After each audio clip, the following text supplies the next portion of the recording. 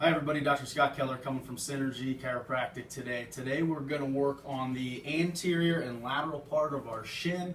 Last week we did the posterior aspect. If you deal with posterior shin splints, this one today, if you've ever had shin splints on the anterior side along the front of your shin bone, or if you have trouble with overpronating, so your arch collapses towards the floor and your knees go in like that, okay? Sometimes that can be a problem with the tibialis anterior, which is this muscle right here.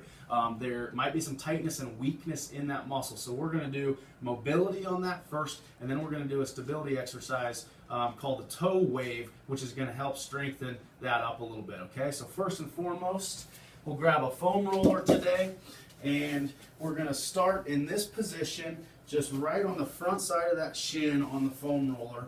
And I'm just going to roll and try to find those spots that are most tender and just spend a little bit of time working those out, okay? So I'm going to work all the way up to the front of my knee. I'm just going to shift my weight a little bit to get to the side of the calf, which is the peroneal muscle group. I like to change the position a little bit as well, just like you would be doing like an IT band up here in your thigh.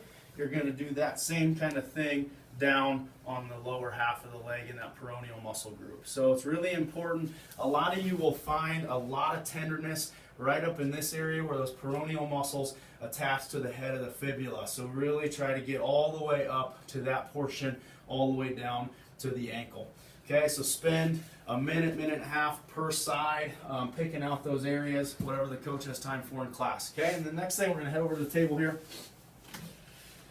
I'm going to cross one leg over. Now you can do this seated on the ground as well in class. You can do the same thing from this position here. But just for ease today, I'm going to show you in a seated position. Cross my leg like this. Once again, this muscle here, the tibialis anterior, helps and it attaches to the middle part of our foot here, so it needs to work properly in order to help us control that tripod of the foot and maintain the arch in our foot. What I'm going to do with this exercise, I'm going to dorsiflex my foot up as high as I can. I'm going to also try to get my toe into full extension, the rest of my toes as well, and you can kind of assist with that a little bit. And then I'm going to keep my the four toes straight, but flatten them and flex them down like that. And then I'm going to let go and try to maintain that position right there for about a count of 5.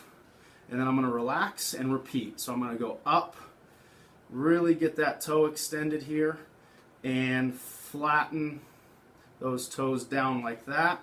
You should feel that kind of really working this anterior tibialis muscle through here. You might feel a little bit through the arch of your foot as you flex these toes down. It's really important with these 4 toes not to curl them down like this, but to try to keep them straight and flatten them. Okay, so they should look more like that. Should have had a pedicure today now that I'm looking at my foot, but hopefully you guys will forgive me for that. So repeat that about 10 times on each side, and really, once again, slow and controlled motions, and then isometrically hold for 5 seconds before you repeat to the next one. All right, if you have any questions, Scott at synergylincoln.com, just let me know. Thanks.